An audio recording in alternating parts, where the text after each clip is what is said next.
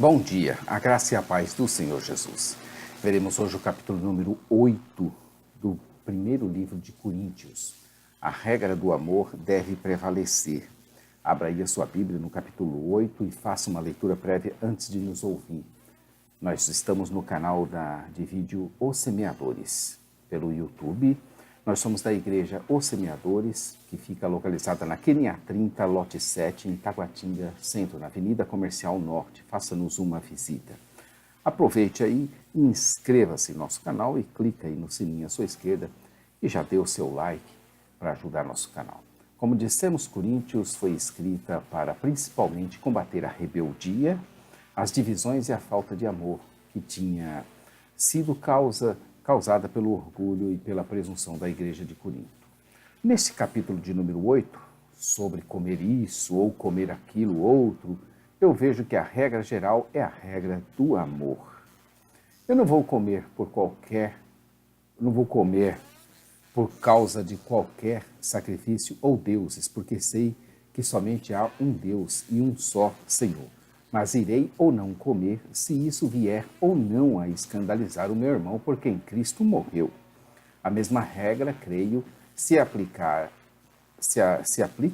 a guardar dias, estações, épocas, observar alguma coisa. A nossa sabedoria de nada vale se ela colocar tropeço na vida de meu irmão.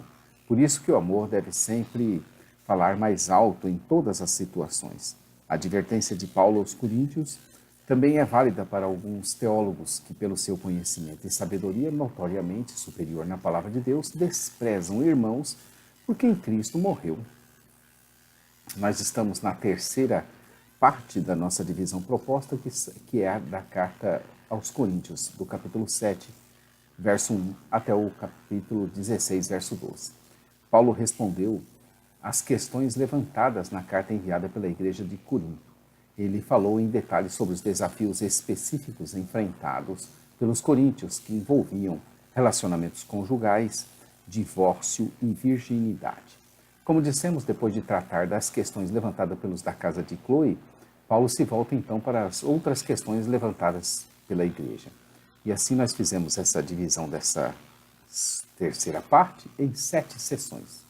E nós estamos vendo a sessão B, carne oferecida aos ídolos, do capítulo 8 até o capítulo 11. Então, 8, 9, 10, 11, versículo 1. Praticamente aí 3 capítulos inteiros e mais um pedaço do 4º capítulo para tratar desse assunto. Veremos doravante até o capítulo 11, verso 1, as coisas sacrificadas aos ídolos. A cultura grega era bastante religiosa. A proeminência da idolatria no mercado de Corinto levantava sérias questões relativas à dieta para os cristãos da cidade. Paulo tratou dessa questão em 4 sessões. As sessões centrais, a sua autoridade em tais assuntos, no capítulo 9, exemplos do Antigo Testamento no capítulo 10 e as conclusões do capítulo 10 até o verso 11 primeiro. Elas também vão formar a nossa divisão que nós estamos vendo. Vejamos então essas questões centrais. Está aqui do verso 1 ao verso 13. Essa sessão inicia o argumento sobre o problema da idolatria, que avança até o capítulo 10. O capítulo 9 serve de base para o argumento principal. Aqui Paulo é totalmente contra a ingestão de alimentos que foram oferecidos aos ídolos, mas não porque haja pecado nisso. Em 10, de 1 a 22, Paulo trata de modo mais direto a respeito da perversidade da idolatria. Começando em 10, 25, fala sobre o problema da carne vendida no mercado, pois parte dela podia ter sido oferecida como sacrifício em rituais pagãos. De acordo com alguns intérpretes, os assuntos discutidos no capítulo 8 e em 10, de 25 a 31, são os mesmos. Outros, porém, de acordo com o capítulo 8, verso 10, argumentam que nesse capítulo, Paulo tratava de um problema mais sério, que envolvia a participação de cristãos nessas festas pagãs, enquanto lá no capítulo 10, de 25 a 30, trata dos problemas dos alimentos comprados no mercado. Essa questão relacionada aos alimentos foi levantada pelos próprios coríntios na carta enviada a Paulo.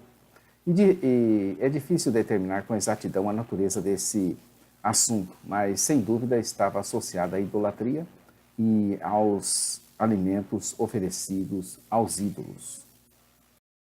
Paulo faz uma introdução ao assunto da ingestão de alimentos oferecida aos ídolos e trata do pecado da arrogância.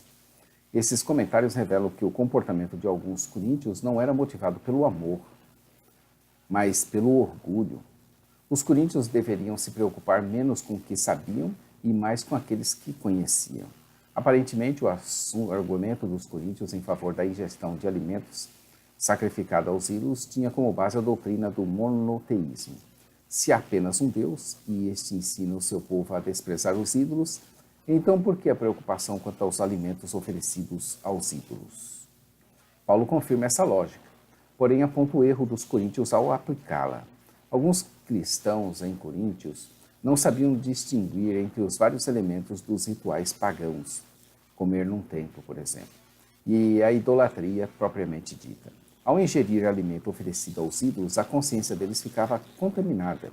O uso de palavras fortes, perece, verso 11, sugere que esses cristãos pecavam não porque pensavam fazer algo errado, mas porque estavam, na verdade, envolvendo-se com a idolatria, devido à falta de entendimento adequado da situação. O alimento não nos torna aceitáveis diante de Deus. Não seremos piores se não comermos, nem melhores se comermos.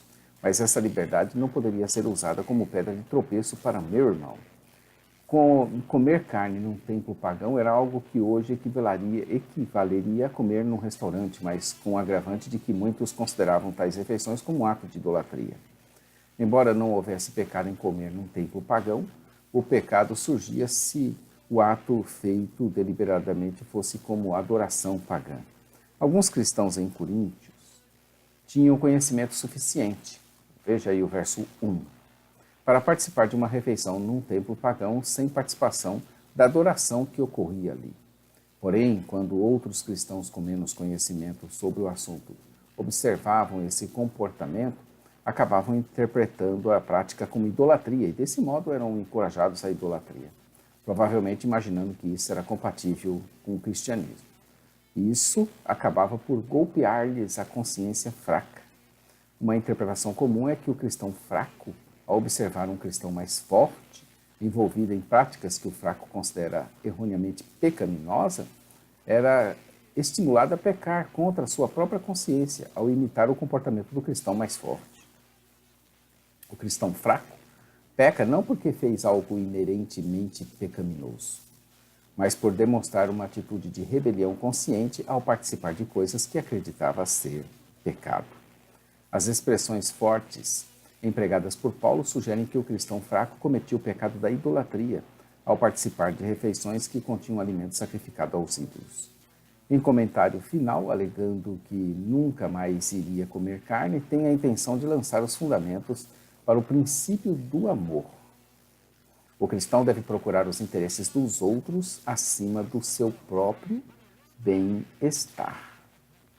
O capítulo 8 começa. No que se refere às coisas sacrificadas a ídolos, reconhecemos que todos somos senhores do saber.